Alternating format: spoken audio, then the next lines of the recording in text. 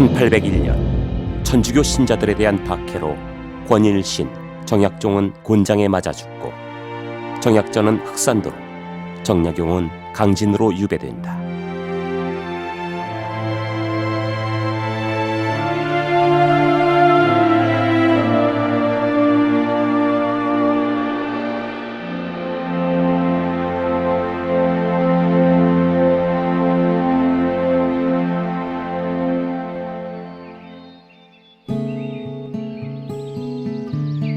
새로운 문명의 빛이 그렇게도 두려워서 사람을 이 지경으로 만든단 말인가? 이 황량하고 외딴 섬에서 도대체 무엇을 할 수 있으랴? 어르신, 강진에서 기별이 왔구만요. 형님, 섬 생활은 어떠신지요?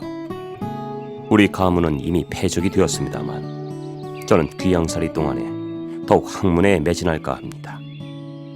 어려운 역경을 행운으로 받아들이는 지혜가 있다면 이겨내기가 쉬워지겠지요. 역시 동생에게는 배울 게 많아. 가만, 나도 이 섬에서 뭔가를 해야 하는데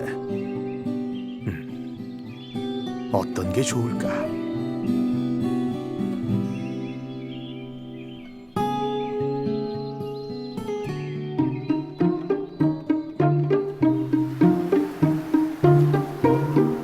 요즘 고기는 많이 잡히는가?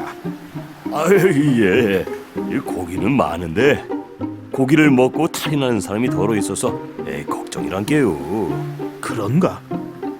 육지의 논밭 농사만큼이나 바다의 농사도 중요하니 고기를 많이 잡아야지. 고기들의 종류와 생태를 조사해서 고기도 많이 잡고 피해가 없도록 해야겠군. 어르신, 이웃에 자는 덕순이며 장창대란 사람이 요즘 어종을 조사하고 있구만요. 만나보시면 좋으실 거구만요. 아, 이 절의 고도에도 그런 훌륭한 사람이 있다는 겐가?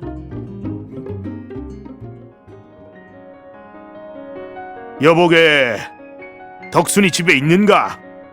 아이고야, 어르신은 무태서 귀양 오신 분이 아니신가요? 이 누추한 곳에는 어인 일로 오셨습니까? 내 이야기를 듣자니 자네가 요즘 어종을 조사한다고 하는데 나와 함께 제대로 해보지 않겠나? 섬이라 문헌을 구하기 힘들었고 애로움이 많습니다. 저는 무엇이냐 그저 어부들의 이야기를 듣고 조사한지라 찌끔밖에 하지 못했습니다. 고생이 많았겠네. 본초 강목을 비롯해서 이매지나 영표록, 이물지와 같은 중국의 문헌과 동의보감 등 우리의 문헌을 널리 섭렵하여 어종과 물고기의 생태와 활용 방법을 조사하고 기록해두면 유용하게 쓰이지 않겠는가? 문헌을 널리 찾아보면 없는 어종이 있겠습니까마는 혹시라도 문헌에 없는 어종은 어쩌그럼 하면 좋겠습니까? 그런 경우에는 물고기의 이름을 새로 지어야지. 어종의 분류나 생태, 모양에 따라 이름을 붙이면 어렵지 않겠지만 사람들이 물고기 이름을 어떻게 부르는지 널리 조사해야 할 것이네. 중국의 물고기 이름을 따르는 것보다 우리나라 고유의 물고기 이름을 찾아내서 우리의 문화와 풍속을 살피는 것도 중요한 일이니 말이야. 어르신 말씀이 모두 옳구만요. 그렇다면요, 어종은 어떻게 분류하는 게 좋겠습니까? 우선 비늘이 있는 것과 비늘이 없는 것으로 구분해야지. 민어, 조기, 숭어, 도미, 고등어, 청어, 상어, 가자미, 멸치는 비늘이 있고 가오리, 홍어, 장어, 보고, 오징어, 문어, 인어, 뱅어, 공치, 고래, 바닷가재, 해삼은 비늘이 없지 않나. 거북, 게, 전복, 불가사리는 게류로 분류하고 물고기는 아니지만 해충, 바닷물새, 물개와 해초 등도 우리 생활과 밀접하니 조사하면 큰 도움이 될 걸세. 맞구만요. 근데 비늘이 있는 물고기 중에서 우리와 가장 가까운 어종은 어떤 것이 있겠습니까? 아무래도 조기가 아니겠나. 큰 놈이 한자 남짓 정도밖에 안 되지만은 민어를 많이 닮았지. 지역마다 잡히는 시기가 조금씩 다른데 고흥군 흥량에서는 춘분, 영광군 위도에서는 한시, 해주에서는 소만 이후에 많이 잡히지. 이놈들은 떼를 지어 다니기 때문에 한 번에 많은 양을 수확할 수 있고 소금을 뿌린 뒤에 말려서 굴비로 만들면 그 맛은 천하일품이 된다네. 아이고야, 저도 굴비구이를 겁나게 좋아하지요. 어르신, 비늘이 없는 물고기 중 젤로다가 그 대표적인 어종은 어떤 것이 있나요? 가오리를 들 수 있겠지. 큰 놈은 6자 정도 되는데 순놈보다 암놈이 조금 더 크다네. 모양은 연잎처럼 생겼고 검붉은 빛깔에 코는 머리 부분에 있고 회로 먹거나 구이, 국, 포를 떠서 먹을 수도 있지. 가오리와 닮은 것으로는 홍어가 있는데 사람들은 삭힌 홍어를 즐겨 먹는다네. 몸속에 어혈이 쌓여 생기는 복결병에는 삭힌 홍어로 국을 끓여 먹으면 아주 효염이 있지.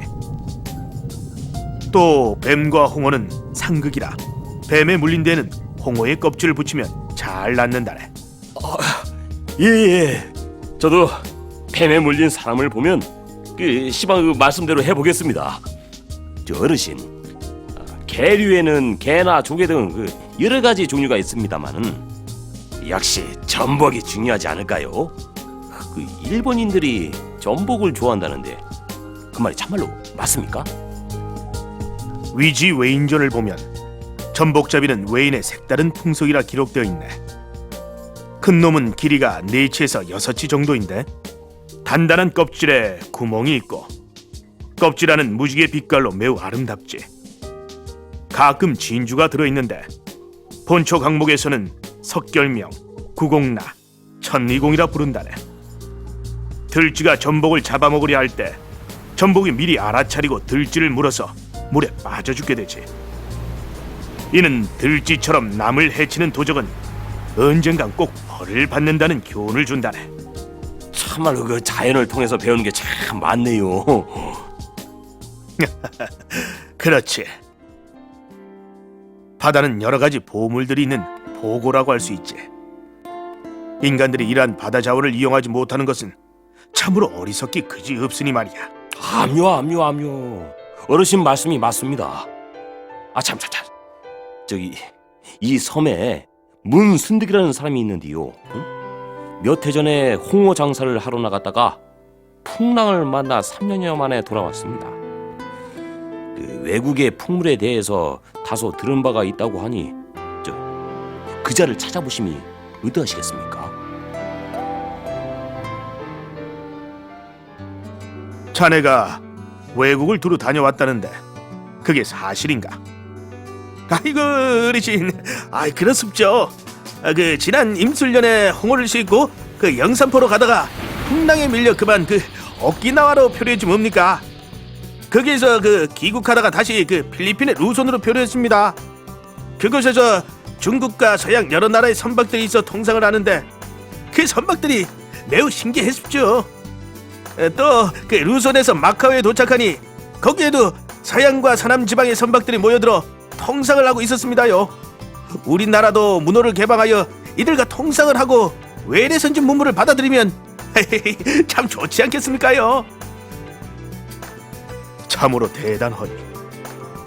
한갓 장사치인 자네의 소견이 이렇게도 출중하다니.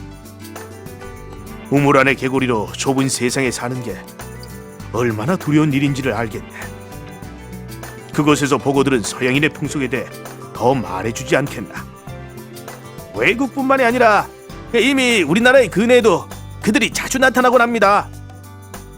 몇 해 전에 이 근처의 바다에 외국 선박이 나타났는데 그 선박은 8개의 도체, 배는 칸막이를 한 것이 무려 수백 개가 넘었고 대장간에다 채소를 갖고는 박과 돼지우리까지 있었습죠. 벌써 서양의 세력이 우리에게까지 미쳤다는 겐가. 20여 년 전에 박제가가 북하기에서 개국 통상을 주장하였는데 지금까지 문호를 개방하지 않아 서양 문물에 대한 지식이 거의 없으니 한심한 노릇이 아닐 수 없네. 바다로부터 세계가 훤히 내다보이는데 이에 대한 대책이 없으니 이 일을 장차 어찌할 것인가? 실용적인 학문으로 백성의 삶을 윤택하게 하고 나라를 부강하게 하고자 했던 조선의 실학자 정약전. 그의 저서인 현산어보와 표의 심화를 읽어보면 바다로부터 세계가 어슴푸레 보인다.